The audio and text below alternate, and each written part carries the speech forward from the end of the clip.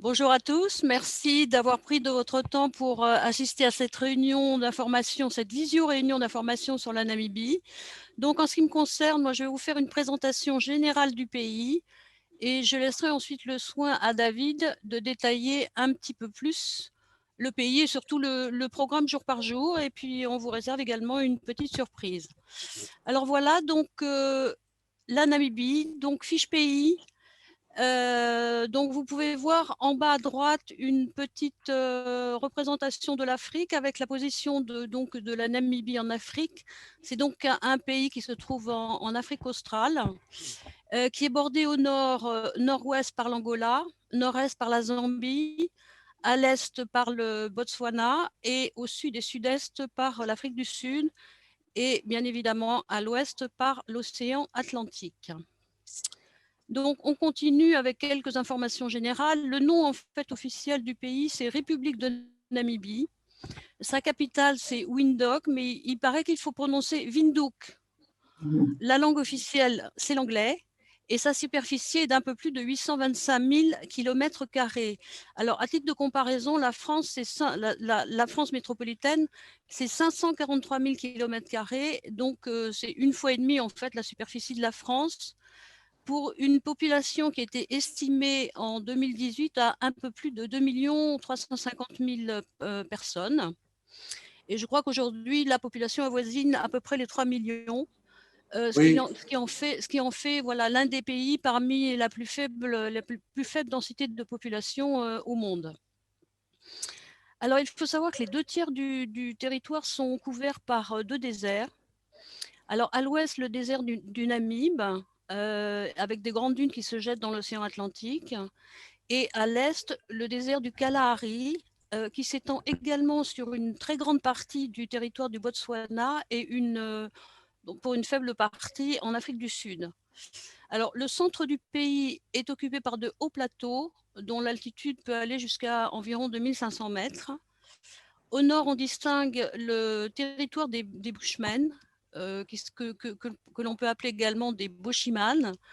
C'est une zone qui est boisée. On y trouve des palmiers, des arbres marula, d'immenses baobabs, où se déploie une savane, une végétation de savane clairsemée.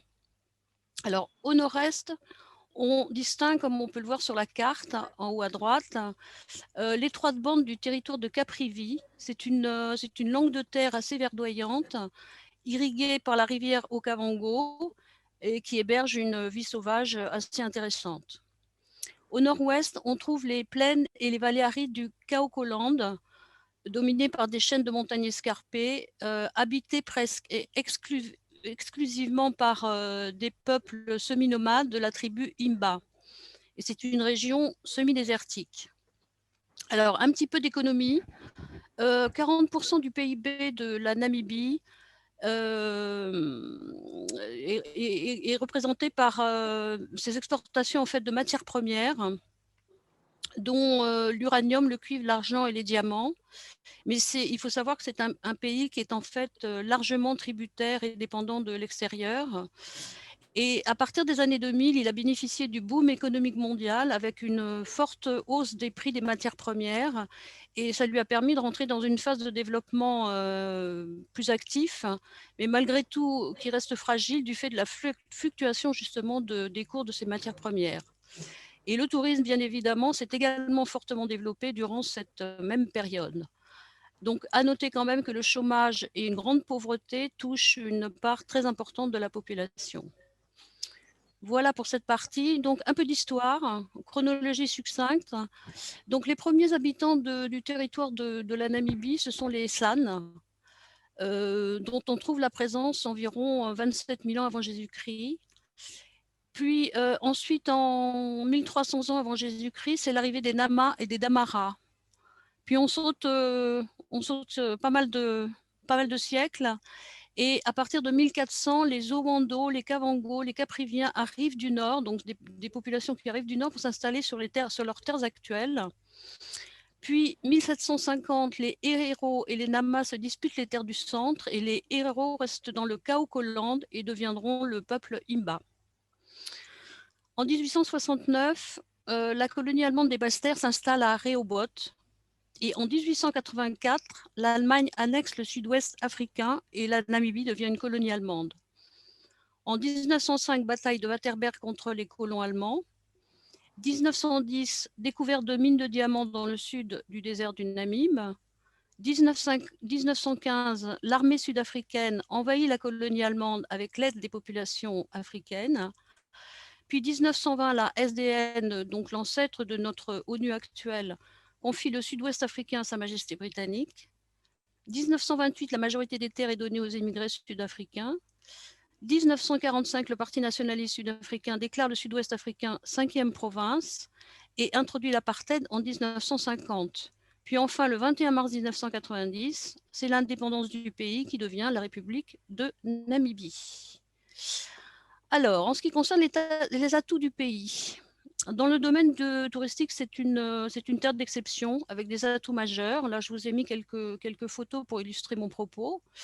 Donc, en plus d'un patrimoine naturel spectaculaire d'une très grande diversité, on trouve effectivement des côtes tourmentées, de grands espaces lunaires, des dunes d'un rouge ardent, des peintures rupestres, une faune et une flore importantes et intéressantes. Elle abrite également une impressionnante mosaïque de groupes ethniques qui donc cohabitent sur son territoire. Alors, on va détailler un petit peu plus les déserts. Et commençons d'abord par le désert du Namib, désert côtier parmi les plus vieux du monde. Et on peut le voir là sur la carte que j'ai mise là. Toute cette partie donc en marron qui suit le littoral, c'est donc le désert du Namib. Donc sur 1500 km de côte, il peut aller d'une largeur de 80 km à 160 km selon les endroits. Et c'est un désert parmi les plus vieux du monde qui a les mêmes conditions climatiques depuis plusieurs dizaines de millions d'années. C'est un désert qui est quasiment vierge de toute végétation. Les pluies sont très rares. Et en fait, l'humidité qu'on y trouve provient des brouillards marins qui jouent évidemment un rôle vital pour les organismes vivants habitant ce désert. On y trouve des reptiles, des petits rongeurs, l'oryx gazelle, des éléphants du désert et quelques prédateurs, bien sûr, hyènes, lions et renards. Les incontournables du désert du Namib. Donc là, je vous ai mis également 3 photos pour illustrer mon propos. Alors, les dunes de Sossusvlei. Ce sont de splendides dunes de couleur orange qui se trouvent dans le parc de Namib-Naukluft. Ce sont des dunes mouvantes et parmi les plus hautes du monde, autour de 375 mètres. Et la plus impressionnante porte le nom de Big Daddy.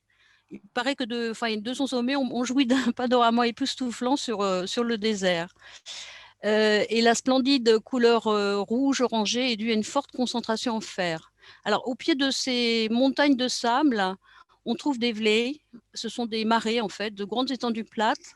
Le plus célèbre s'appelle le Dead Vlei, donc le marais mort, une cuvette d'argile où se dressent des arbres morts. Et là, on peut en voir l'illustration sur la photo en haut à gauche.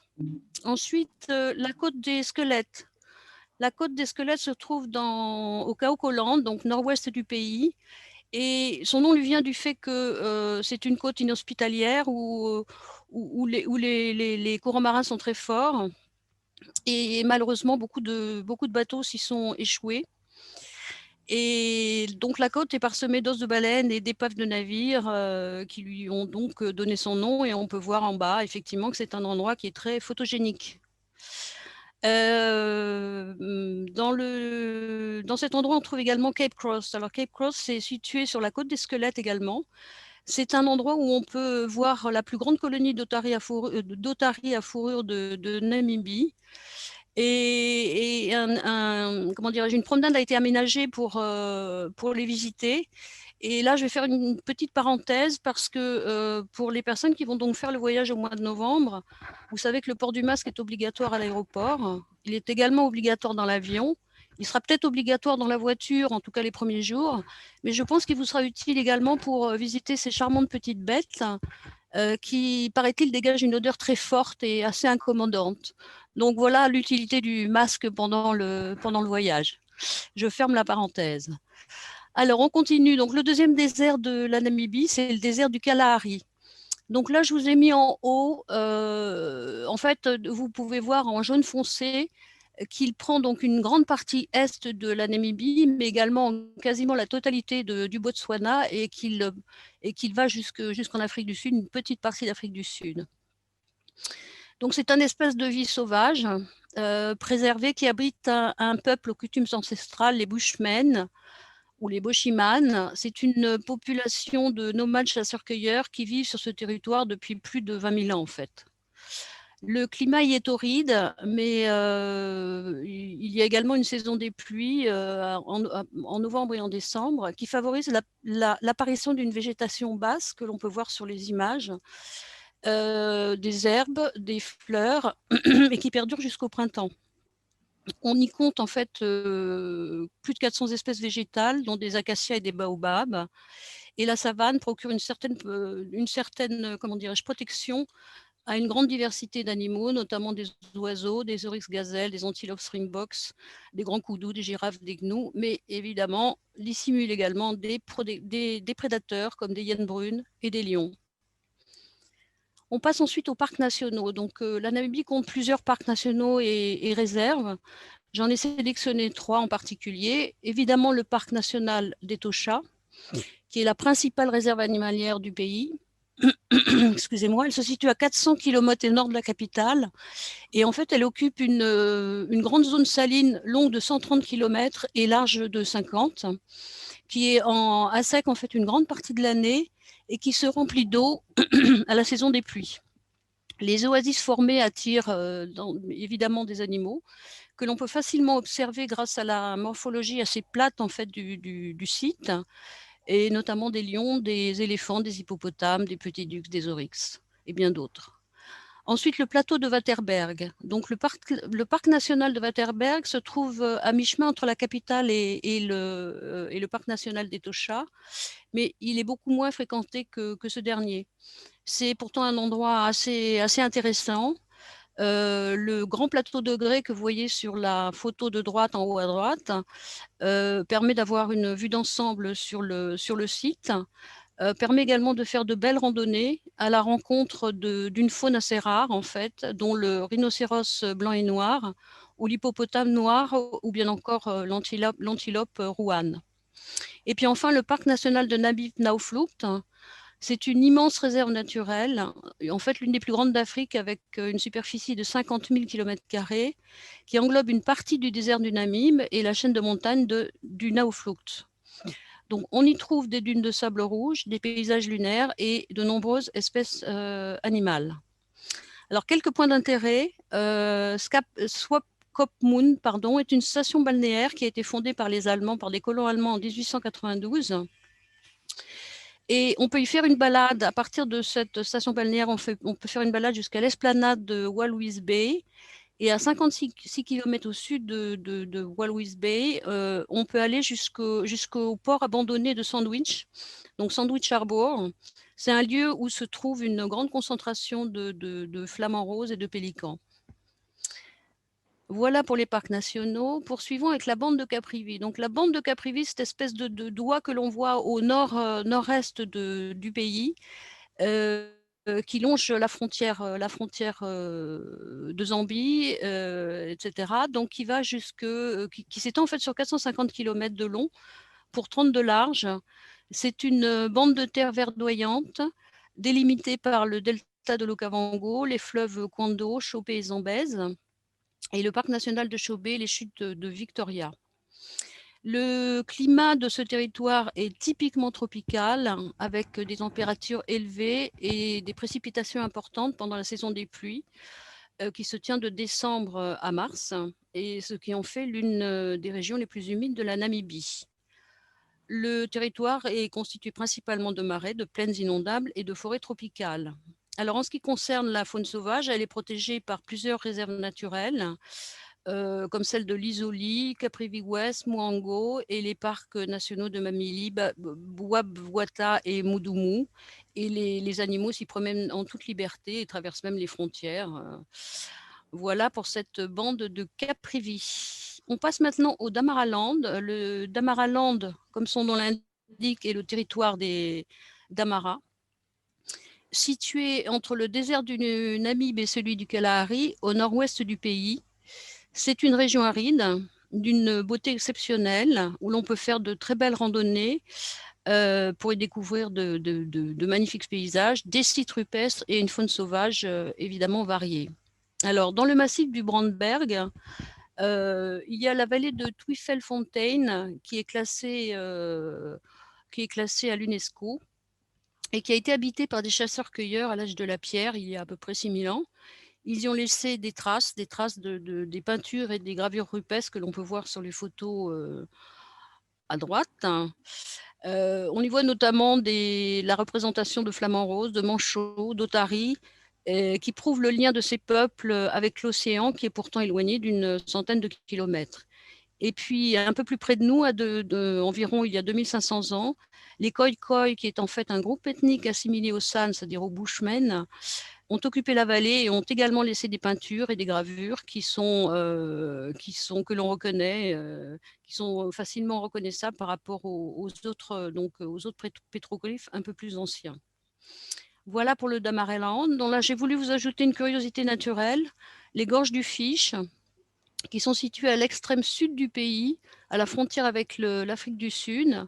Donc c'est un énorme canyon qui mesure 160 km de long pour à peu près 27 km dans sa partie la plus large. Et les gorges peuvent atteindre une hauteur de 550 mètres. Donc c'est un lieu assez exceptionnel et de toute beauté. Les amateurs de randonnée pourront en profiter et notamment il existe un itinéraire de 5 jours qui mène de Oba jusqu'à Ace, à l'autre extrémité du canyon, ou réputé pour ses eaux thermales.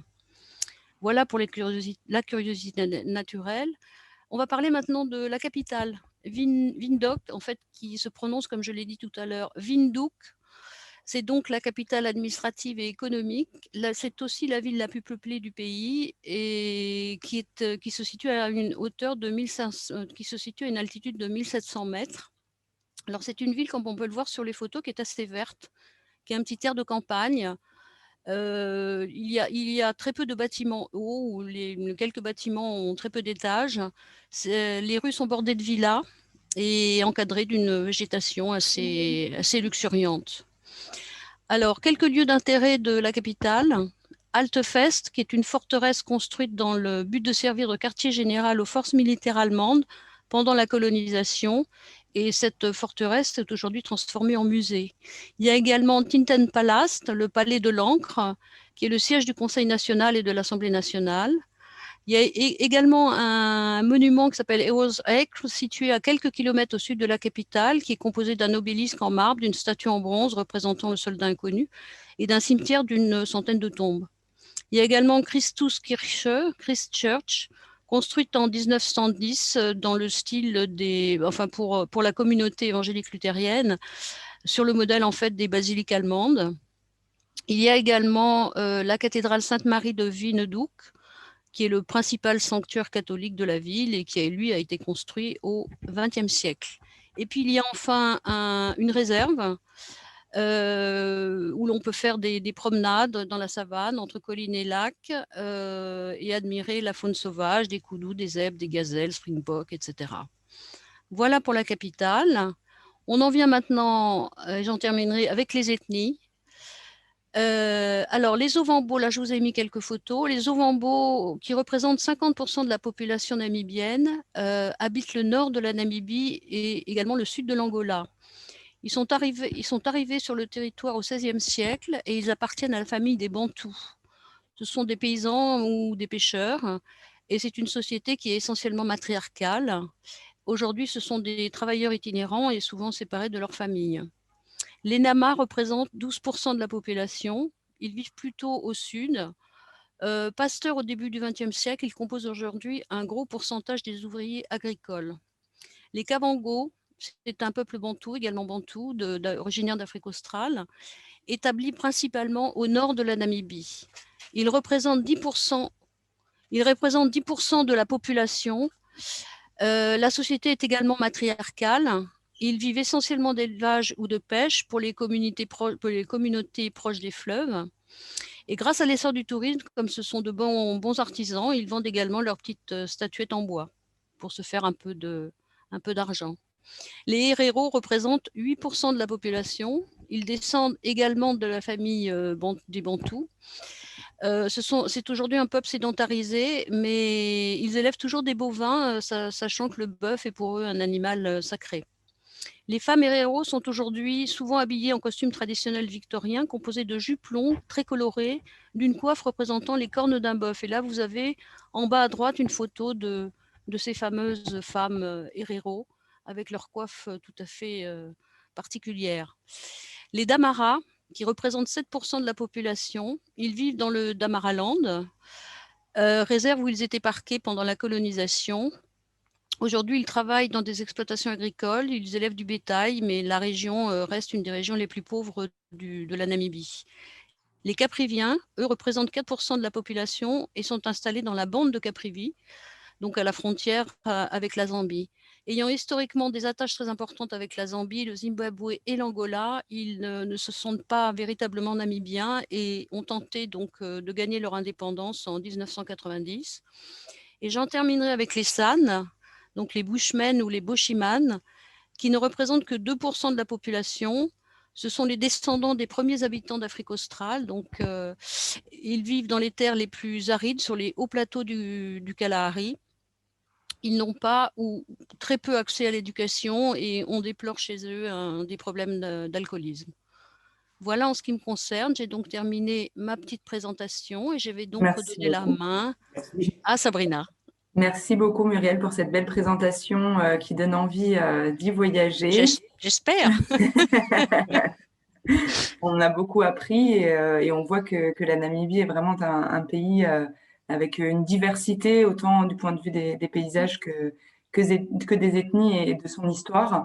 Donc sans transition, je vais vous partager une vidéo qui a été réalisée par notre partenaire David, ici présent.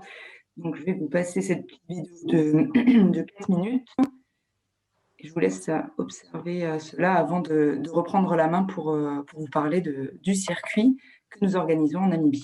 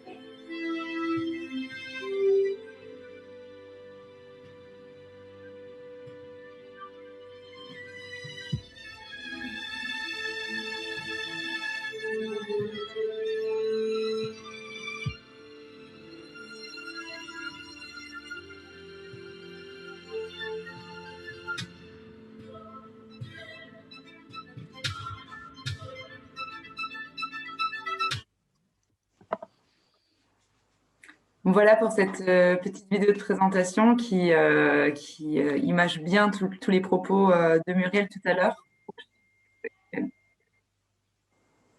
Il y a d'autres vidéos. Donc oui, donc merci. Donc voilà, cette vidéo nous donne bien un aperçu de la Namibie. Et sans plus tarder, c'est David maintenant qui va vous parler donc du jour par jour, donc du programme que nous avons réalisé ensemble pour vous. Et je donne la main à David. Voilà, bonsoir tout le monde et merci d'être là. Donc voilà, je sais pas si vous avez, je pense que vous avez vu sur la vidéo un petit peu ce qui est représentatif de la Namibie, c'est-à-dire la diversité. Donc on a essayé de représenter sur ce circuit qui s'appelle le A182 toute la diversité de la Namibie en faisant des parties touristiques, bien sûr, qui sont incontournables, comme le parc d'Etosha ou le parc où on va voir les dunes.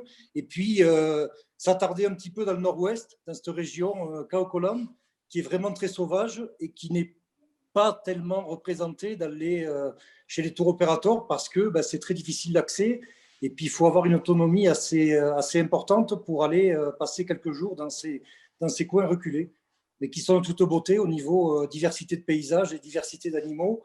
Alors bon, la Namibie, bon, on vous en a parlé, c'est une des plus faibles densités de population au monde, après la Mongolie, je crois. Donc, il ne faut pas venir en Namibie pour voir des gens. On en rencontre quand même quelques-uns, mais c'est surtout un pays où on voit des paysages et des animaux. Donc, si vous voulez ce circuit, bon, mais bien sûr, il commence à Windhoek. L'aéroport n'est pas très loin de la capitale. Donc, vous arrivez à l'aéroport international de Windhoek. Et puis, vous serez transféré en ville par un organisme de transfert. Vous passerez la nuit dans un hôtel. Vous aurez le repas du soir qui est compris, et puis le lendemain matin, vous prendrez contact avec vos guides qui viendront vous chercher avec les 4x4, hein, puisque c'est une expédition qui se fait en 4x4. Beaucoup d'expéditions en Namibie se font en petit camion safari, mais dans les régions où nous, on va vous amener, il faut un 4x4 obligatoirement. Donc voilà, donc vous passez la première nuit à la capitale. Alors la capitale, vous verrez, rien de bien africain, c'est très très européen, c'est très propre, mais bon, c'est une ville agréable à vivre. Il fait très chaud en ce moment d'ailleurs, entre 35 et 38 degrés. Mais bon, c'est la saison qui veut ça. Donc le mois de novembre, il fera aussi assez chaud. Ce sera un petit peu les prémices de la pluie. Normalement, pas de pluie, en tout cas dans les régions où on ira. Mais bon, c'est comme partout, hein, ça peut changer. Mais normalement, les pluies commencent à partir du mois de décembre. Et le mois d'octobre, novembre, ce sont de très bonnes saisons pour venir voir les animaux ici. Saison sèche oblige. Les animaux se concentrent autour des points d'eau. Donc, c'est là où on a le plus de chances de les voir. Donc, après Windhoek, et après avoir fait connaissance de votre guide ou de vos guides, ça dépendra du nombre de personnes que vous serez, et après avoir passé, bien entendu, avec cette histoire de Covid, les gestes barrières sanitaires contre cette pandémie, vous serez obligé donc d'arriver à Windhoek avec un test négatif, de Covid négatif, qui soit valable, que vous ayez fait 7 jours avant d'arriver, au moins. Si vous le faites 2 jours avant, c'est pas grave. Si vous le faites 10 jours avant, par contre, ça va poser un problème. Et donc, il faut que ce soit 7 jours maximum. Et puis, donc, à partir de là, vous arrivez à l'aéroport sans problème. Vous aurez à remplir un papier, bien entendu, d'entrée dans le pays, où il vous sera demandé les différents endroits où vous allez aller. Et puis, on vous fournira aussi le numéro de téléphone du guide sur place, puisque au bout de 5 jours, vous aurez un test à faire à nouveau.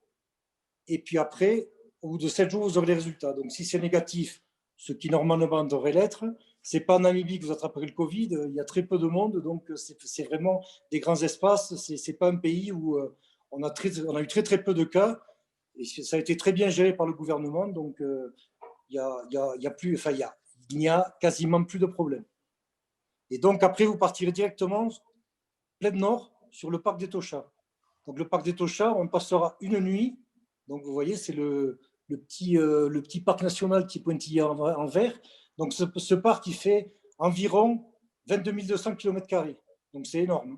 Nous, on sera dans la partie centrale du parc, un camping qui s'appelle Okokoyo, qui est réputé pour son point d'eau éclairé la nuit. Et donc, dans ce parc qui est semi-désertique, il y a des points d'eau naturels et artificiels. Et le but du jeu sera de se retrouver au bon point d'eau au bon moment pour essayer de voir le maximum d'animaux possible. À cette saison, je ne me fais pas de soucis, il y a beaucoup, beaucoup d'animaux. Et donc ça, c'est un camping qui est à l'intérieur du parc, qui est aménagé. On peut se promener à pied à l'intérieur du camp, puisqu'il est entièrement clôturé. Et après, on peut aller le soir à pied du camping, voir un point d'eau qui est éclairé la nuit. Donc si vous êtes des fanas de rhinocéros noirs, c'est là que vous aurez le plus de chances de les croiser, puisque tous les soirs, quasiment en saison sèche, il y a des rhinocéros qui viennent s'abreuver au point d'eau. Voilà, ensuite, on traversera la partie ouest du parc. Donc, c'est une partie qui fait environ 200 km de Cocoyo jusqu'à Calton Gate, qui est la sortie du parc. Et nous, on dormira juste à cette sortie du parc. Donc, on aura toute une journée entière dans le parc. Alors, pour voir les animaux, la plupart du temps, les gens viennent pour voir des prédateurs, des lions, des guépards, des léopards, des hyènes, des éléphants aussi. C'est plutôt le matin et le soir. Les éléphants, moins, on peut en voir toute la journée, mais pour voir des gros prédateurs comme les lions, c'est les animaux qu'on a le plus de chances de croiser dans le parc national d'Etosha, il faut partir tôt et puis aller faire les différents points d'eau, des fois être patient, attendre et voir ce qui se passe, et puis d'autres fois passer le point d'eau parce tous les points d'eau ne sont pas toujours le théâtre d'un festival animalier important. Mais il y a certains points d'eau, notamment dans la partie ouest, qui avant était une partie réservée aux compagnies de safari enregistrées. Maintenant, c'est ouvert à tout le monde, mais il y a quand même peu de monde qui emprunte cette piste. Et donc, on y voit des points d'eau avec peu de monde et normalement beaucoup d'animaux. Donc voilà, on ne s'attarde pas trop sur le parc national d'Etosha parce qu'en fait, après, on reverra en dehors du parc des animaux. Et bon, ce circuit-là est quand même basé beaucoup sur le nord-ouest et sur les grandes étendues sauvages avec les animaux dans des paysages absolument incroyables. Le Etosha, c'est très plat. Il y a quelques collines à la sortie du parc dans la partie ouest, mais sinon, c'est un endroit qui est très plat. Donc, c'est des paysages qui ont une végétation différente, donc c'est très joli, mais ce n'est pas les paysages impressionnants de la région Kunene, du nord-ouest du Kaokoland, du nord-ouest de la Namibie, où on ira plus tard. Donc là, en fait, on dormira à la sortie du parc, dans un endroit qui s'appelle Etosha Roadside, qui faisait avant partie d'Etosha, puisqu'Etosha a été découpé plusieurs fois. Il a été réduit à la taille d'aujourd'hui pour redonner la partie ouest d'Etosha aux ethnies qui habitent à ce coin-là et qui font du élevage. Donc, ils voulaient eux récupérer des terres. Et donc, c'est ces terres-là qui leur ont été rendues. Donc, l'endroit où on dormira, c'est un endroit qui a été aménagé par les communautés locales. Donc, toilettes et douches sans problème, comme dans la partie du parc d'Etosha. Il y a aussi un petit point d'eau où on peut voir des animaux. C'est très joli. On est un peu en surplomb. Et puis, il y a un point d'eau qui est en dessous. Et on voit là des animaux qui viennent y boire. Par contre, l'endroit où on campe n'est pas clôturé. Donc, il est possible qu'il y ait des animaux qui viennent le soir dans le campement. Donc, la mise, c'est une fois que tout est éteint, on est dans la tente et on reste à la tente. Voilà. Ensuite, donc, on va quitter un peu cet aspect animalier et on va remonter plein nord sur la frontière et l'Angola et le fleuve Kunene. Donc, le fleuve Kunene, c'est la frontière naturelle au nord entre l'Angola et la Namibie. Donc, nous, on rejoindra ce fleuve à Ruacana. Donc, Ruacana, c'est une centrale électrique. Ils ont construit un barrage à Ruacana. Il y avait des chutes avant, mais il y a un barrage qui a été construit entre l'Angola et la Namibie pour pouvoir avoir accès à l'électricité. Donc, il y a un barrage hydroélectrique qui permet de donner 50% de l'électricité dont a besoin la Namibie. Le reste vient d'Afrique du Sud ou de Zambie.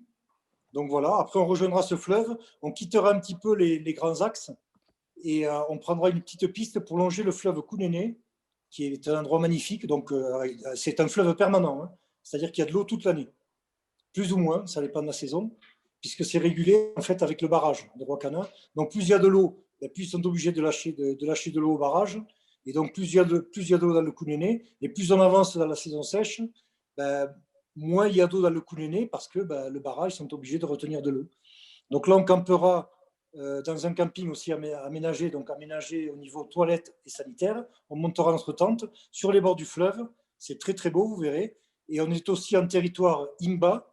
Donc, je vous ai dit qu'il y avait peu de monde en Namibie, mais cette région-là est peuplée par le peuple Imba. Donc les Imba, vous avez dû voir ça certainement à la télévision, c'est ces femmes qui s'enduisent d'ocre rouge, qui vivent de façon encore authentique, on pourrait dire presque à l'âge de pierre, puisque bon, c'est vraiment des villages assez incroyables. Hein. Il y avait quelques photos au début. On aura un contact avec cette population Imba, mais bon, on essaie de rester, de ne pas être voyeur, et plutôt d'essayer de partager quelque chose. Ce ne sera pas facile parce que bon, on n'y passera pas non plus énormément de temps. Mais par contre, bon, quand on s'arrête sur le bord de la route pour faire des photos, puisqu'en fait, à partir de là, à partir de Roakana, les paysages, vous allez voir, c'est incroyable. C'est les paysages de montagne, il y a les palmiers, il y a le fleuve Kunene. On peut y voir aussi un petit peu de faune. Il n'y en a plus beaucoup parce que bon, ben, souvent, les humains et la faune, si ce n'est pas un parc national, ça ne fait pas bon ménage. Les Imba, ce sont des pasteurs semi-nomades. Donc tout ce qui est prédateur, par exemple, ça a disparu. Les gros animaux, comme les éléphants, il en reste très très peu dans ces régions-là. Par contre, on peut voir dans la rivière, il y a quelques crocodiles, il y a pas mal d'oiseaux. Donc c'est un bon paradis pour les ornithologues. Et puis on peut aussi y voir quelques, comment on appelle ça, des varans, des crocodiles, quelques singes, des babouins, des singes vervés qu'on trouve que dans cette région-là de Namibie. Donc vous verrez, c'est quelque chose d'assez impressionnant. Et donc cette tribu Imba, ben, souvent on s'arrête pour faire des photos à quelques endroits. Et puis il y a de temps en temps des Imba qui viennent. Et puis bon, ben là on fait un partage. On aura acheté avant un petit peu de farine de maïs, de sucre, du tabac. C'est leur nourriture ou leur utilisation principale qu'ils ont depuis très très longtemps. Donc du coup, ben, c'est un échange plutôt que de leur donner de l'argent pour avoir une photo. Ça devient de plus en plus de mise, mais bon, on essaie, nous, de garder les choses un petit peu anciennes et de leur donner ce qu'ils ont l'habitude d'utiliser. Donc voilà, donc on va ensuite, à partir de cet endroit qui s'appelle le Kunene River Lodge, de longer le fleuve jusqu'à Epupa. On peut le faire maintenant, la route a été un peu améliorée. Avant, il fallait 2-3 jours pour le faire. Maintenant, il faut une demi-journée. Donc on s'arrête aussi à quelques endroits parce que bah, c'est sur les bords enfin, une partie de la route, de la piste est sur les bords du fleuve, donc il y a de très très beaux paysages. Et puis on peut aussi rencontrer toujours cette ethnie Imba qui, qui est dans les ethnies un peu exceptionnelles qu'on trouve en Afrique, puisque c'est vraiment l'âge de pierre, quoi. Et c'est pas fait pour le tourisme, c'est-à-dire qu'il y a des villages qui sont faits pour le tourisme, on rentre, on paye, on va visiter, on voit, bon, ben, voilà, ils font un petit peu leur show. Mais la plupart des villages qu'on croisera, c'est des villages où les gens habitent. C'est-à-dire que ben, si on va visiter un village, par exemple, bon, on n'y reste pas très très longtemps, on leur amène un peu de nourriture, et puis après, ben, si on est accepté à le village, vous pouvez faire des photos, les photos que vous voulez, mais bon, on n'y reste pas très longtemps. Imba en Herero, ça veut dire mendiant. Donc, bon, il faut voir que quand on rentre à le village, on leur offre quelque chose, mais au bout d'un quart d'heure, 20 minutes, ben, il faut leur offrir plus. Donc, au bout d'un moment, ben, ça devient pénible, donc on préfère partir. Mais ça permet de voir ces gens qui vivent vraiment à l'âge de pierre et de se dire après le soir, quand nous on est sous notre tente ou à notre table en train de manger un bon barbecue, ben, de se dire que ces gens-là habitent toujours dans ce village-là. Et c'est pas parce qu'on y est passé et qu'on en est parti qu'ils ont remis leur jean, leur montre, leur téléphone cellulaire qu'ils sont allés habiter à côté dans une maison en dur comme on a l'habitude, nous, de concevoir une maison. Eux, c'est leur village et c'est un village où ils habitent tout le temps.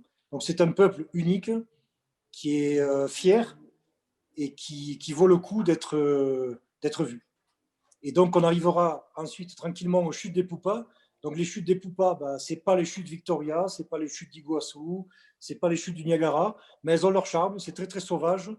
On peut s'y balader à pied. Donc là, on campera dans un camping avec toilettes, douche, piscine qui est aménagée. Donc là, c'est sur les bords du fleuve Kunene. Et là, à la fin d'après-midi, on ira voir le coucher de soleil sur les chutes des Poupas. C'est un endroit qui est magique. Au mois de novembre, c'est pas là où les chutes sont le plus haut, mais par contre, bon, le paysage, c'est les paysages de baobab, des paysages de roches un peu volcaniques. Le soleil se couche derrière nous quand on regarde les chutes. Donc pour les amateurs de photos, c'est un endroit qui est fabuleux. Il y a une chute principale qui fait 30 mètres de haut, et après ça fait environ 2-3 km de demi-cercle, Et donc, on peut aller se balader et puis voir les différents points d'eau sur les chutes. C'est les endroits qui sont encore préservés, très peu de touristes. Et donc, il faut en profiter parce qu'il y avait une histoire de barrage qui doit se faire depuis que moi je suis en Namibie, ça fait à peu près 25 ans, et qui apparemment devrait s'accélérer dans les prochaines années. Et effectivement, s'ils font ce barrage, ça va noyer ces belles chutes. Et aussi une partie des tombes ancestrales des Imba. Donc voilà, donc il faut en profiter tant qu'on peut. Moi, ça fait 25 ans qu'on m'en parle, et pour l'instant, ça n'a pas été réalisé, mais là, depuis un an ou deux, ça commence à redevenir d'actualité. Et là, les choses s'accélèrent puisque l'Angola veut aussi faire participer pour développer un petit peu le sud de l'Angola. Et donc, veulent participer. Ce serait un deuxième barrage hydroélectrique.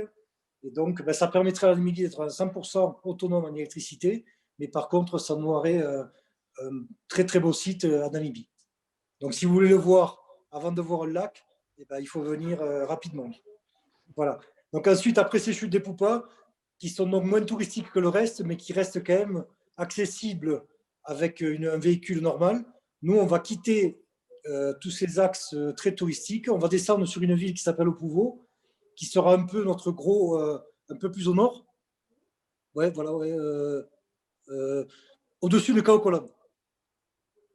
Non, voilà, ouais, ici, voilà. Donc on descend à Opuvo. Opuvo, c'est une ville qui est intéressante à voir. C'est une ville administrative, mais il y a un mélange ethnique assez impressionnant. Donc c'est un des seuls supermarchés qu'on croisera. Donc du coup, pour nous, c'est important parce qu'après, on va partir pour quelques jours en autonomie totale. Donc on va faire le plein d'eau, on va faire le plein de nourriture. On a des frigos dans les véhicules, vous verrez, c'est très bien aménagé, qui marche sur une des deux batteries, je vous rassure, pas sur la batterie principale. Mais donc, ça nous permet d'avoir des choses, des produits frais. Donc, en Namibie, on peut manger quasiment tout ce qu'on trouve dans les supermarchés. Il n'y a aucun problème. On peut boire de l'eau du robinet partout où il y a un robinet, sauf sur le fleuve Kunene. Parce que là, c'est l'eau qui vient directement du fleuve. Elle est potable, mais pour un estomac européen, il ne vaut mieux pas le tenter. Donc, pour ça, on aura des réserves d'eau. Si vous préférez acheter de l'eau minérale bouchée, c'est possible aussi. Dans ces supermarchés, on trouve quasiment tout ce qu'on veut. Et puis nous, ça nous permettra aussi de faire un gros ravitaillement en essence, puisqu'après, on ne retrouvera quasiment pas d'essence jusqu'à Palvague. Donc ça fait quand même quelques jours. Et ensuite, à partir d'Opuvo, là, on quittera vraiment les sentiers touristiques et on partira sur les petites pistes 4x4 en direction de deux vallées, la vallée de Marienfluss et la vallée de Hartmann.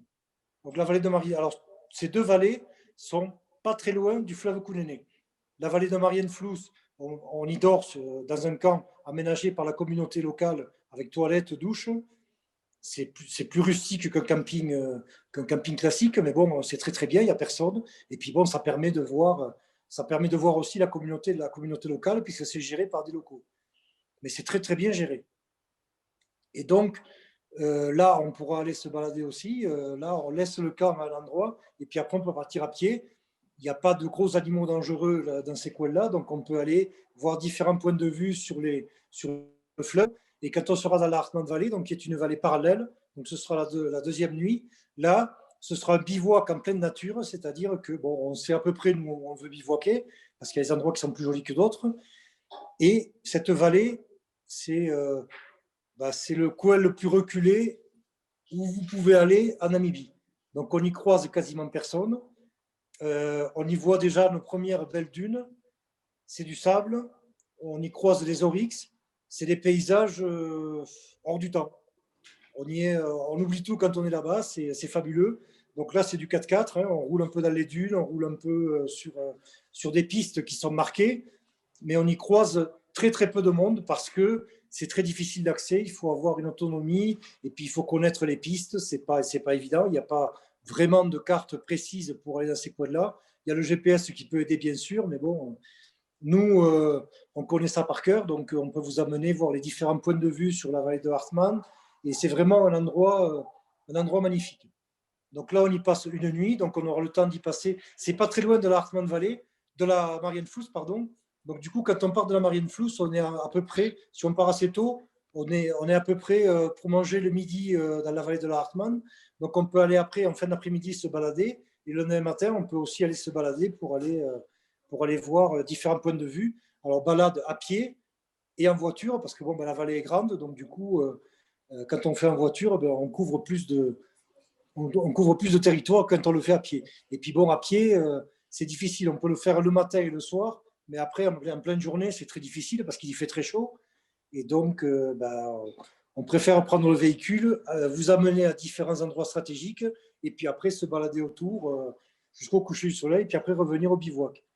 Et ensuite, donc de la vallée de Hartmann, on descendra tranquillement sur Pouros, qui est marqué sur la carte. Mais là, entre la Hartmann Valley et Pouros, on fera aussi un bivouac en pleine nature. Donc souvent, on le fait vers le Cumib, qui n'est pas marqué, mais qui est entre la Hartmann Valley et Pouros. Donc c'est des endroits qui sont magnifiques. C'est des paysages à couper le souffle. On est très près de la côte des Squelettes. Quand on est dans la Hartmann Valley, à un endroit, on est à 40 km de l'océan. Donc on peut aussi, dans la Hartmann Valley et en descendant vers Pouros, subir ce phénomène qui est un peu bizarre sur la côte namibienne, c'est le brouillard. C'est-à-dire que les vents sont de sud-ouest ou des vents d'ouest, et donc il ne pleut jamais, quasiment jamais sur la côte, et donc la différence de chaleur et de fraîcheur de l'océan crée un brouillard qui est quasi permanent sur la côte, et donc on peut avoir dans la Hartmann Valley et en descendant sur Pouros, ce brouillard qui se dissipe très rapidement et qui donne des points de vue sur la côte des Squelettes assez impressionnants. Ce n'est pas garanti qu'il y ait le brouillard, mais il y est très très souvent.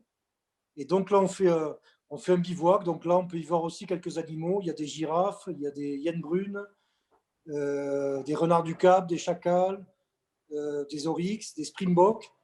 Donc, qui sont ces animaux qui vont certainement nous accompagner entre la Marienfluss, la Hartmann Valley et Pouros. Ensuite, Pouros, c'est un village herero qui est sur les bords d'une rivière. Alors, j'appellerai rivière maintenant les endroits où on ira, parce qu'on ira dans beaucoup de lits de rivière, mais contrairement au Kounéné, ils sont à sec. Donc, Pouros, c'est le Haut-Uzib. Le Haut-Uzib, c'est un oued qui est magnifique, puisque c'est un oued qui coule en souterrain. Et donc, si vous voulez, vous avez une végétation assez spéciale, dont pas mal de palmiers, de tamaris, de salvadora, qui sont des végétations que l'on trouve dans ces oueds. Et dans ces oueds, on y voit des animaux et on y voit des gros animaux. Donc, à partir de Pouros, on pourra peut-être commencer à voir les éléphants du désert. Donc, au mois de novembre, c'est des animaux qu'on est quasiment sûr de voir entre le Haut-Uzib et la rivière Ouanib. On peut vous les garantir à peu près à 95%. Parce que c'est la saison sèche, ils se retrouvent dans ces oueds. C'est les seuls endroits où il y a de l'eau, un petit peu. Ils ont l'habitude de creuser pour trouver de l'eau. Donc, ce sera notre recherche entre Pouros et Palvag. Ce sera les paysages qui seront différents d'un oued à un autre. Et votre guide, lui, les paysages, il les aura déjà vus. Et lui, il s'occupera plutôt de chercher les traces et de vous permettre de découvrir ces éléphants du désert qui vivent dans des endroits désertiques et semi-désertiques. Alors, bien entendu, un éléphant, c'est un éléphant. Hein. Ça fait 6 tonnes donc, pour les plus gros. Donc, il leur faut quand même manger. Donc, dans ces oueds, ils trouvent de la végétation. Il y a aussi des acacias et des féderbias, qui sont des grands arbres. Donc, il leur faut manger. Il leur faut boire aussi. Donc, il y a des endroits stratégiques où on peut aller voir si les éléphants ont creusé ou alors des points d'eau qui ont été aménagés pour que ces animaux viennent boire et qu'ils puissent vivre dans ces endroits qui sont vraiment extrêmes. Sinon, ils faisaient des migrations assez importantes et du coup, c'était très, très difficile de les voir. Et donc, ces points d'eau permettent d'aller voir ces animaux. Donc, je ne vais pas vous les garantir parce que c'est quelque chose qu'on ne peut pas faire avec des animaux, mais il y a de grandes chances que vous croisiez la piste des éléphants du désert. Et dans ces coins-là, il y a aussi des lions, qu'on appelle les lions du désert. Vous avez peut-être vu des reportages sur la 5 ou sur Arte. Il y a quelqu'un qui s'en occupe, il y en a très très peu, mais dans ces lits de rivière, on peut croiser leur piste. Alors ceux-là, on ne vous les garantira pas, mais bon, on peut y tomber dessus, ça nous est déjà arrivé, ça nous arrive de temps en temps. Donc c'est quelque chose d'exceptionnel, mais on peut les voir. Et on voit aussi un peu toujours les mêmes qui vont se retrouver, donc les springboks, les oryx, les girafes, les autruches. J'en oublie certainement, mais vous les découvrirez sur place. Et vous verrez, c'est des endroits qui sont vraiment uniques, où quasiment vous ne croiserez pendant ces 4-5 jours quasiment aucun véhicule. Et donc, pour vous récompenser d'avoir subi des pistes qui ne sont pas toujours très bonnes, ben, on sera ensuite à Palvac. Palvac, c'est un peu une oasis, il y a un lodge. Et donc, on sera ce soir-là à lodge, c'est-à-dire qu'on n'aura pas les tentes à monter, on mangera au restaurant. On y arrivera pour le midi, on mangera là-bas. Et l'après-midi, ben, ce sera libre. Donc, vous pourrez soleil sur des montagnes qui sont des montagnes tabulaires, rouges, donc qui sont encore différentes de ce qu'on aura vu jusqu'à Palvac. Et puis, il y a aussi un point d'eau, mais là qui est naturel. Et les animaux viennent de temps en temps aussi boire à ce point d'eau naturel. Et il peut y avoir aussi notamment des éléphants qui viennent se désaltérer le soir au point d'eau de Palvac. Donc là, vous pourrez siroter votre apéritif tranquille sur la terrasse en regardant le coucher du soleil à l'apéritif. Et puis peut-être avoir un éléphant, un oryx, des koudous, une girafe qui vient boire. Sinon, ben, vous aurez toujours les 2 palmiers qui sont fabuleux pour faire des photos au coucher du soleil. Donc voilà, donc là on retrouvera un petit peu des circuits plutôt touristiques. Et ensuite on quittera Palvac, et de Palvac on prendra une très très belle piste, mais une grosse piste, donc une piste qui est roulante. Hein. Donc là on n'aura plus des 20-30 km à l'heure, on aura plutôt des 60-80 km à l'heure pour rejoindre la côte. Donc vous verrez, ça se désertifiera de plus en plus. Donc là, on va rejoindre, on y était déjà un petit peu, on a longé ce désert du Namib, mais là, on va y rentrer complètement jusqu'à la côte. Et donc, on va rejoindre la fameuse côte le parc national de la côte des squelettes. Donc ça, c'est, ben, ouais, voilà, après Damaraland, on rejoint la côte, et puis après, on va descendre donc, jusqu'à Swakopmund. Donc sur cette côte des squelettes, il y a beaucoup de choses à voir. Il y a plus beaucoup, malheureusement, de ces épaves de bateaux, parce qu'avec le temps, elles ont été englouties par l'océan, qui prend petit à petit sur la côte. Et donc, il en reste une ou deux. Il y en a une qu'on verra pas trop mal, qui est un petit peu avant la sortie du parc. Alors, les paysages, là, vont se désertifier. Vous verrez, c'est totalement différent de ce qu'on aura vu jusqu'à maintenant. Et on arrivera tranquillement à Cape Cross. Donc, Cape Cross, ça fait partie aussi de la côte des squelettes. Cette côte des squelettes, elle est immense, hein. Elle est très grande. Elle fait partie du désert du Namib. Et Cape Cross, donc c'est cette colonie otarie qui est assez impressionnante. Alors effectivement, vous parlez au début des masques. Donc même si les premiers jours, ils seront obligatoires parce que bon, on sera dans des endroits un petit peu touristiques. Donc quand on va dans le parc national d'Etosha, ben, il y aura certainement pas des contrôles sanitaires, mais bon, quand on rentre dans le parc, il faut qu'on remplisse des papiers. Donc il y a la police qui est là pour le braconnage et qui jettera certainement un œil dans la voiture pour voir si tout le monde a les masques. Donc bon, ben voilà, il faudra avoir les masques à portée de main. Quand on sera dans la Hartmann Valley, je ne vous cache pas que là, les masques, vous pourrez les ranger. Enfin, vous les aurez certainement rangés bien longtemps avant, mais vous les ressortirez certainement à Cape Cross, pas à cause du Covid, mais c'est vrai que les otaries qui sont sur ce site-là, alors, il y a environ entre 80 et 100 000 otaries, donc celles-là, elles sont garanties, hein, il n'y a pas de problème. On peut vous les garantir à 100%. Mais par contre, ben, ce n'est pas les otaries qui sentent mauvais, mais elles sont sur cette côte un petit peu rocheuse et avec un petit peu de sable. Et bon, ben, elles n'ont pas de toilettes, et les excréments, plus l'urine, ben, ça fait que bon, il y a une mauvaise odeur. Vous y serez en plus à cette époque, au moment des naissances. Donc, les moments des naissances correspondent au moment de la reproduction. Donc, je ne vous cache pas que les mâles, qui font environ 350 kg ou 380 kg, ils ne font pas tout à fait attention aux petits qui naissent au moment de la reproduction. Donc, c'est un spectacle à voir. C'est un festival de bruit et un spectacle qui est unique. Je crois que moi, j'ai eu beaucoup de gens qui m'ont dit on a vu des otaries, mais comme ça, jamais. Donc, bon, ben là, vous aurez l'occasion de voir ça. C'est une petite réserve, donc c'est aménagé. Hein, c'est pas un parc national, mais c'est une réserve, donc c'est l'État qui a aménagé. Donc il y a des petits promontoires, on peut se balader, on les voit de très très près. On y voit aussi pas mal d'oiseaux, des tourne-pierres, des goélands, des cormorans. De temps en temps, on y voit des dauphins aussi au large. Ça arrive, mais c'est pas sûr, c'est pas garanti. Et ensuite, donc, on descendra sur Swakopmund. Swakopmund, donc c'est la cité balnéaire de Namibie. Donc là, sur cette côte, comme je vous ai dit, il y a ce courant froid qui remonte de l'Antarctique, hein, qui s'appelle le Benguela, qui crée ce brouillard quasi permanent, qu'on aura peut-être eu la chance de voir dans le nord. À Swakop, on le verra certainement. Il y est souvent le matin, et puis après, ça se lève dans la matinée. Des fois, ça ne se lève pas du tout. Ça dépend des fois, ça dépend des vents, en fait. Et du coup, là, on ne sera pas en camping non plus, on sera 2 nuits à l'hôtel. Donc, on sera dans un hôtel qui est situé au centre-ville de Swakopmund. Donc, vous pourrez, quand vous avez du temps libre, aller faire un petit tour dans Swakopmund. C'est une ville qui est très, très allemande, qui a été construite par les Allemands, en fait, pour contrer le port de Walvis-Bay. On ira le lendemain. Le port de Walvis-Bay, qui est à 30 km plus au sud, lui, a été créé par les Sud-Africains, par les Anglais avant. Et donc, il n'a jamais été namibien. Il a été namibien seulement en 94.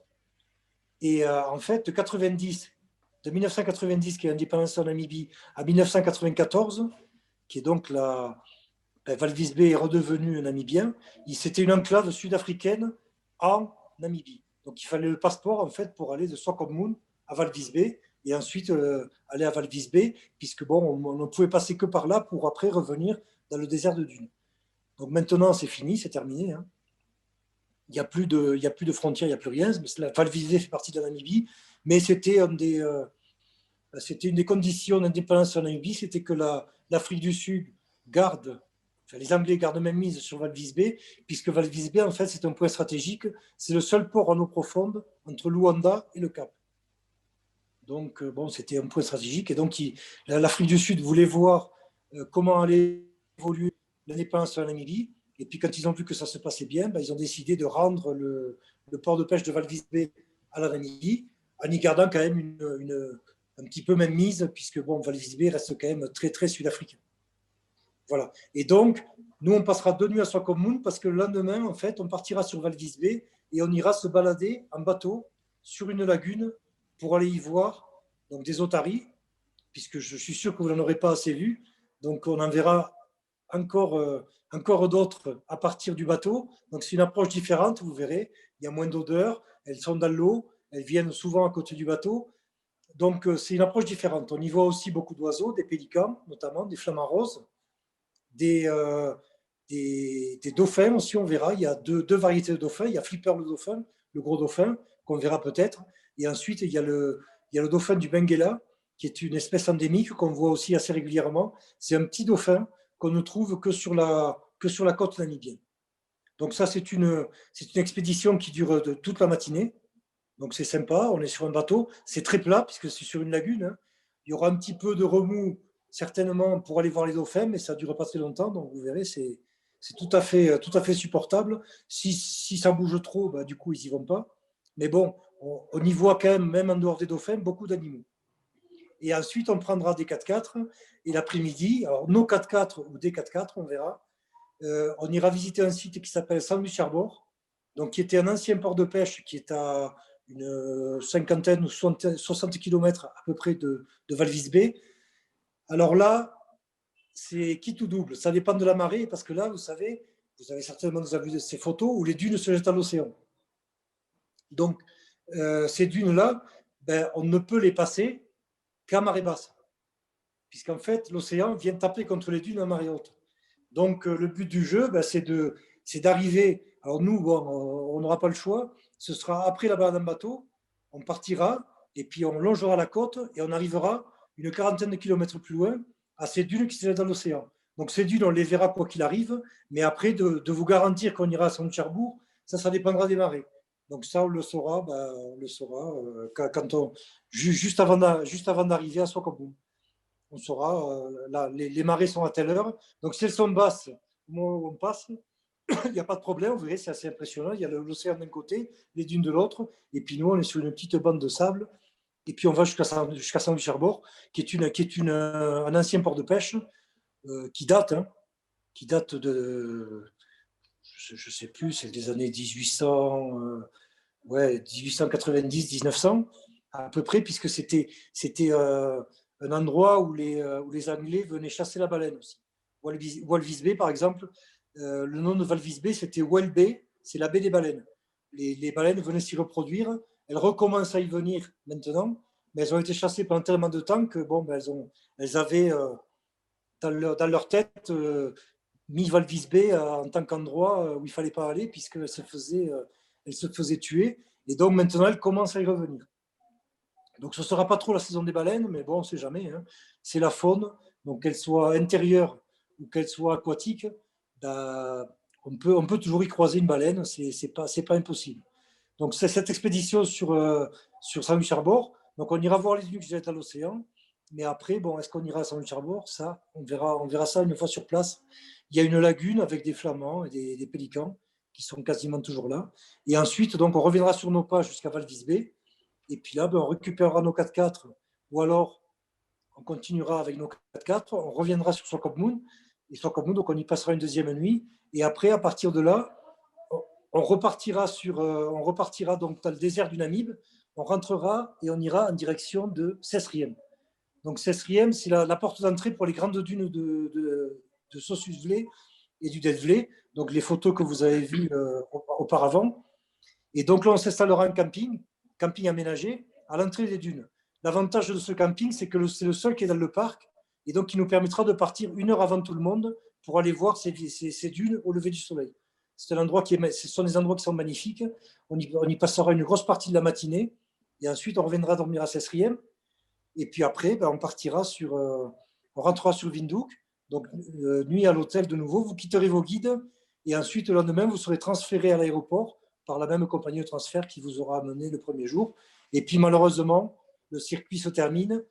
Et donc après, ben, si la Namibie vous a plu, ben, vous pourrez venir faire d'autres circuits dans le nord-est de Caprivi, comme on vous a présenté, ou plus au sud. Il y a beaucoup de possibilités. Comme on vous a dit, c'est un pays qui fait 1,5 fois la France. On ne peut pas tout faire en 15 jours. Mais par contre, vous aurez fait une des parties les plus sauvages du pays. Voilà. Merci beaucoup, David. Merci beaucoup pour cette présentation très complète. On voit que le circuit qu'on a pu organiser ensemble est vraiment complet. Et comme vous l'avez très bien dit, David, c'est une partie qui est très peu touristique en fonction des endroits, notamment au nord-ouest. Et c'est très intéressant pour les voyageurs. Donc, je vais finir en vous donnant la partie un petit peu plus technique du voyage. Donc, comme vous l'a dit David tout à l'heure, par rapport au test PCR, donc on recommande de le faire 72 heures avant, mais c'est autorisé jusqu'à 7 jours. Donc, normalement, vous allez pouvoir avoir le temps d'avoir vos résultats. Et le prochain départ donc, a lieu le 8 novembre. Et il y en a certains ici présents ce soir qui iront et qui sont déjà inscrits. Donc, comme vous le savez, par rapport à l'inscription, vous pouvez nous joindre, Kevin ou moi-même, au service commercial, soit par téléphone ou par mail. Vous pouvez télécharger le programme en ligne directement ou nous le demander. On tâchera évidemment de vous l'envoyer par mail ou par voie postale. Donc, le prochain départ est du 8 novembre au 26 novembre à un tarif de 4 995 €. Et ensuite, nous avons différents départs au mois d'avril, mai, juillet, septembre et novembre. Donc, comme vous le savez sûrement, chez Explorator, nos prix comprennent toujours la totalité du circuit. Donc, dans ce cas-là, pour la Namibie également, sauf exception, parfois, certains parcs nationaux ne sont pas inclus pour certaines destinations, mais pour la Namibie, donc tout est inclus, les vols internationaux, toutes les prestations que vient de vous citer David, les hébergements, les transports avec chauffeur privé, c'est évidemment en pension complète, un guide chauffeur francophone et le droit d'entrée dans les parcs. Donc, tout est inclus dans ce circuit. D'un point de vue également plus technique au niveau des assurances, dans cette période un petit peu compliquée, nous vous conseillons soit de vous renseigner auprès de votre assurance s'ils ont mis en place quelque chose au niveau du Covid. En tout cas, nous, avec notre partenaire donc Présence Assistance, nous avons travaillé ensemble pour pouvoir pour que tout soit couvert et que vous partiez en voyage sans stress, si je puis dire. Donc, l'assurance a un petit peu augmenté. Elle était à 4% pour l'assurance multirisque. Elle est passée à 4,2% du prix du voyage. Donc, c'est pas énorme non plus. Mais en tout cas, vous avez une assurance qui est très complète pour votre voyage, notamment le rapatriement en cas de Covid. Vous avez également, donc si par exemple 30 jours avant ou 7 jours avant, comme indiqué, vous faites le test PCR et vous êtes positif, vous êtes remboursé à 100% par l'assurance. Et évidemment, s'il y a une quatorzaine sur place ou quoi que ce soit, enfin en tout cas, tout est pris en charge par l'assurance. Je pourrais, moi ou Kevin, on pourra vous envoyer le résumé de l'assurance pour que vous puissiez comparer avec votre assurance de carte bleue notamment. Je sais que vous utilisez souvent l'assurance de votre carte. Donc, on pourra en discuter, n'hésitez pas. Si vous avez des questions, on est à votre disposition. Vous avez un petit bouton en bas à droite, converser, où vous pouvez tout simplement nous parler en activant votre micro. Donc voilà, est-ce que vous avez des questions? Madame Tricot, alors attendez, je crois que c'est moi qui dois vous activer votre micro. Normalement, vous pouvez activer votre micro, Madame Tricot. Ah oui, normalement, il est activé. Alors moi j'ai une question. Si on veut retrouver de l'argent liquide, on peut le faire et c'est quoi l'argent là-bas? Alors, je suppose que c'est à moi que vous posez la question. Je ne sais pas, je la pose à Oui. Ben, je vais vous répondre. Voilà, là-bas, la monnaie locale, c'est le dollar namibien. C'est le dollar. Donc on Le peut dollar on peut namibien. à la capitale des dollars. Alors, vous pouvez effectivement retirer lorsque vous arrivez à l'aéroport.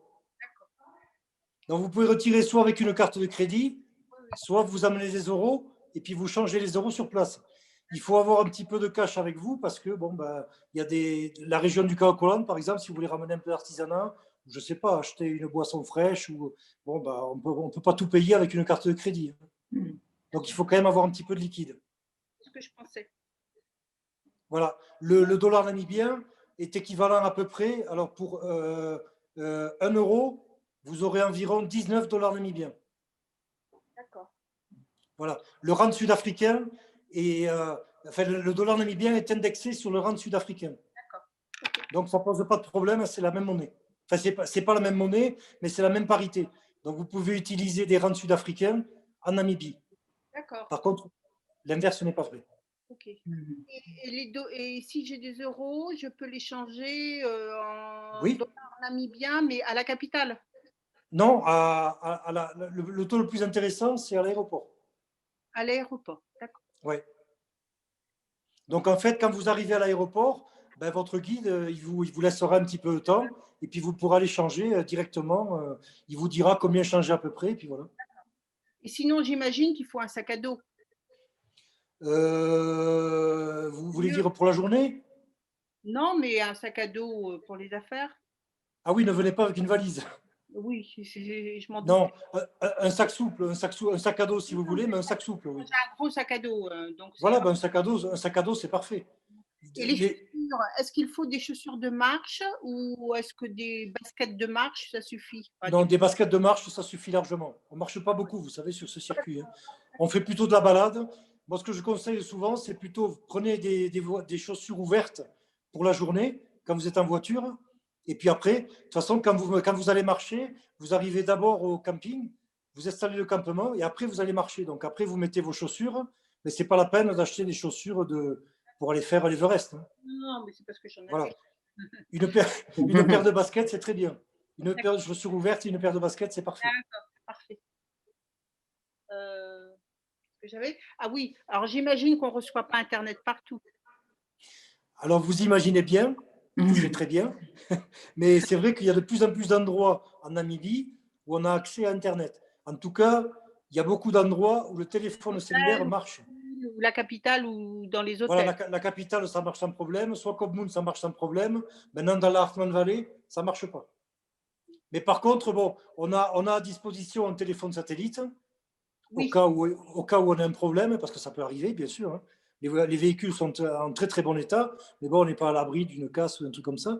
Si par hasard vous voulez, si vous avez une urgence, si vous voulez appeler avec le téléphone cellulaire, le téléphone satellite, c'est possible, mais vous devrez régler sur place au guide la communication, parce que bon, le téléphone satellite, c'est pas donné. Donc c'est possible, mais on utilise le téléphone satellite seulement en cas d'urgence. C'est-à-dire, je ne sais pas, si quelqu'un se blesse, s'il y a un problème de voiture, si on doit changer, je ne sais pas. Ça nous arrive jamais, mais bon, on l'a avec nous. Et en fait, dernière question, parce que je ne vais pas monopoliser la parole. Le test PCR, si on part le 8, on le fait le 3? Oui, voilà, oui, c'est parfait. C'est parfait, hein, le 3. Oui, c'est parfait. Parce que 7 jours avant, je préfère être sûre que ce ne soit pas la date d'arrivée. Voilà. Après, moi, je tiendrai au courant Explorator, parce qu'il risque d'y avoir du changement, mais en bien. Oui. Parce que bon, en Namibie, les cas, il n'y en a quasiment plus maintenant. Donc, le ministre de la Santé doit parler dans la semaine et doit annoncer les nouvelles règles. Donc, je suppose que tout le monde pense que le test de 5 jours va disparaître. Oui, le 5 test jours, ça 5 va jours disparaître. après. Voilà. Mais par contre, le test 7 jours avant, avant de venir, celui-là, il est obligatoire.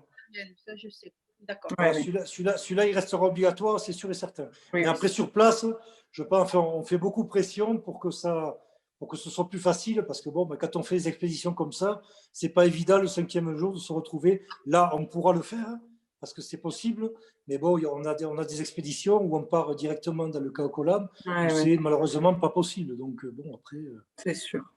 voilà, donc on essaie de faire le maximum. Mais bon, c'est pas de notre ressort, malheureusement. Question, on n'a pas besoin d'emporter de sac à dos. Deux? Enfin, du sac de couchage, pardon. Ah si. Couchage. Si? Ah si. Enfin, à moins que vous l'ayez précisé et qu'on vous en fournisse un, mais normalement, il faut que vous veniez à votre sac de couchage. Ah, c'est important. On peut le faire louer sur place aussi, hein, David, il me Voilà, semble. on a aussi la possibilité de vous en fournir un. Mais ça, nous, il faut qu'on le sache avant. Ouais, Parce que oui. si on ne le sait pas, le guide ne pourra pas, Oui, oui. S'organiser. s'organiser. Ou alors, éventuellement, quand vous passez la première nuit à Windhoek, si dans la conversation vous le placez, il peut toujours en récupérer un. Mais bon, c'est mieux si vous avez le Oui, de le vôtre savoir en amont. de l'amener. D'accord. Sinon, on peut vous en fournir un. C'est possible. Ok. Mais c'est à préciser. Vous nous tiendrez informés, Madame Tricot, et on verra si on Oui, ouais, moi, de toute façon, j'ai un sac de couchage, je peux l'amener, mais c'est parce que dans l'avion, encombrant. bah, c'est tout. Moi, je n'avais pas d'autres questions à poser. Les vêtements, je suppose que c'est des vêtements comme dans un pays chaud. Et Oui, voilà, oui, non, il faut prendre des affaires pour un pays chaud. Prenez quand même toujours un coupe-vent, une polaire et un vêtement de pluie, parce que, par exemple, quand on sera sur la côte, comme je vous ai dit, il risque d'y avoir du brouillard, il vaut mieux avoir une polaire pour le soir. Oui, c'est le cas, oui, d'accord. Voilà. Mais après, bon, le reste du circuit, quand vous êtes en bivouac ou en camping du côté des Poupa Falls, bon, il fait très chaud. Oui, d'accord. Ok. Super. Merci Voilà. beaucoup, Madame Tricot, pour cette petite échange. On recevra tout par mail. Bien sûr, on vous enverra tout, j'allais dire à un mois du départ, mais normalement on le fait à un mois du départ, mais vu que là c'est une situation un peu compliquée, mais on vous envoie tout, je pense, courant de cette semaine, on vous enverra toutes les informations à ce sujet. Voilà, et puis le billet d'avion, on le récupère à l'aéroport. Je suppose qu'on part on va quand même vous envoyer par mail votre carnet de voyage et ensuite, bah, c'est tout en fait, hein. Après, à l'aéroport, vous montrerez simplement votre billet et la carte d'embarquement vous sera donnée à l'aéroport. D'accord. Et attendez, on part à Charles de Gaulle? Charles de Gaulle, oui. Avec Ethiopian, je pourrais vous envoyer à nouveau le plan de vol si vous voulez. Oui, je veux bien. Avec plaisir. Super. Ben, merci beaucoup, Madame Tricot. Merci à tous pour votre participation à cette visioconférence sur la Namibie. On espère vous voir nombreux pour les prochaines réunions. Comme vous l'avez constaté, nous avons décidé de faire ça maintenant pour les prochains départs, les départs qui sont en général confirmés ou en cours de confirmation, tout simplement pour avoir un échange en ces temps un peu plus compliqués et pour garder ce lien avec nos voyageurs. Tu peux peut-être rappeler qu'il y a le Nicaragua, le Costa Rica et l'Égypte cette semaine aussi. C'est ça, il y a les prochaines conférences. Vous avez sûrement reçu la newsletter avec les invitations. Donc, comme le disait Muriel, il y a le Nicaragua, le Costa Rica et l'Égypte. Il y en aura d'autres qui vont venir également, mais vous pouvez encore vous inscrire pour ces prochaines réunions visioconférences. Et on va envoyer la fiche d'appréciation. Et on vous envoie effectivement la fiche d'appréciation pour merci Muriel, la fiche d'appréciation pour cette réunion. Donc, c'est toujours bien d'avoir vos retours concernant ce format pour qu'on s'améliore et pour avoir votre retour simplement pour savoir si ça vous a plu et si vous êtes intéressé pour les prochaines. Merci Muriel, merci David. Merci à tous. Merci David, c'était gentil de nous parler de tout ça. Merci beaucoup David. Bonsoir tout le monde. Bonsoir à bonsoir. tous, très bonne soirée, à bientôt. Bonne soirée. Au Au revoir. revoir. Au revoir.